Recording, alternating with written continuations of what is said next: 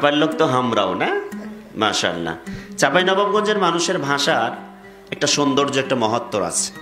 চাঁপাইনবাবগঞ্জের মানুষের ভাষার একটা টান আছে, যে টান শুনলেই মনে হয় একেবারে হৃদয় থেকে কলিজা নিংড়ানো ভালোবাসা বেরিয়ে আসছে। সুবহানাল্লাহ বলবেন না? এই চাঁপাইনবাবগঞ্জের মাটি যেমন ইসলামের ঘাঁটি।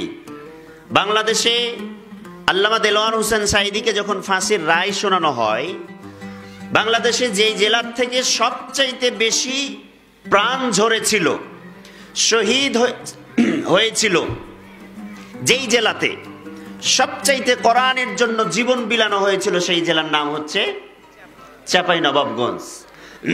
এই চাঁপাইনবাবগঞ্জের মাটি হচ্ছে ইসলামের ঘাঁটি। এই চাঁপাইনবাবগঞ্জের মাটির স্বাদ কি পরিমাণ, এটা সারা বিশ্ব জানে। আপনি আমি তো জানি, সারা বিশ্ব জানে, কারণ আমাদের এখানকার সমস্ত আমের স্বাদ সারা বিশ্ব পাগল।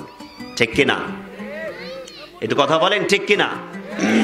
তাহলে চাঁপাইনবাবগঞ্জের মানুষের এই মাটির গাছ থেকে আম যেমন স্বাদ, এই চাঁপাইনবাবগঞ্জের মানুষের ভাষা, আদর, আপ্যায়ন তার চাইতে আরো বেশি স্বাদ। জিনার বাড়িতে খাওয়া দাওয়া করলাম, যিনি রান্নাবান্না করেছেন অসাধারণ রান্নাবান্না হয়েছে। এরপরে যদিও আমি খুব বেশি সময় পাই নাই, দেরি করে এসেছি, অল্প সময় তাড়াহুড়া করে খেয়ে আপনারা বসে আছেন, কষ্ট পাচ্ছেন, তাড়াহুড়া করে চলে এসেছি। আবার যদি সুযোগ পাই এই খাবার টেবিলে আবার বসা লাগবে একবার।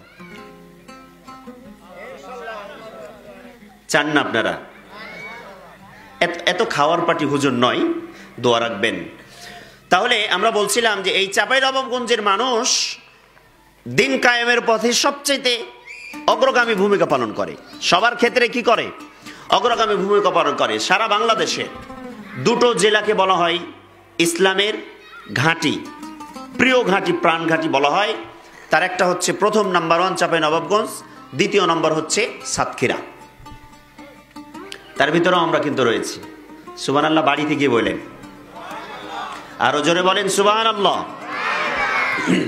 তাহলে আমরা কোরআন থেকে সরাসরি কথা শুনবো। আমি আপনাদের সামনে কোরআনুল কারীমের যে সূরাটি থেকে তেলাওয়াত করেছি, সেই সূরার নাম হচ্ছে সূরা আল ফুরকান। কি নাম?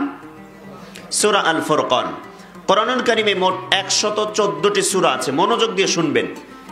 আলোচনার শেষে কিন্তু আপনাদের প্রশ্ন করব, যারা প্রশ্নের উত্তর দিতে পারবেন তাদেরকে পুরস্কার দেওয়া হবে ইনশাআল্লাহ। তাহলে কোরআনুল কারীমে 114টি সূরা, তার ভিতরে 25 নম্বর সূরা, সূরা আল ফুরকান থেকে আমি আয়াত পেশ করছি। এবং এই সূরা ফুরকানের 63 থেকে আমরা কতদূর পর্যন্ত যেতে পারবো জানি না, তবে চেষ্টা করব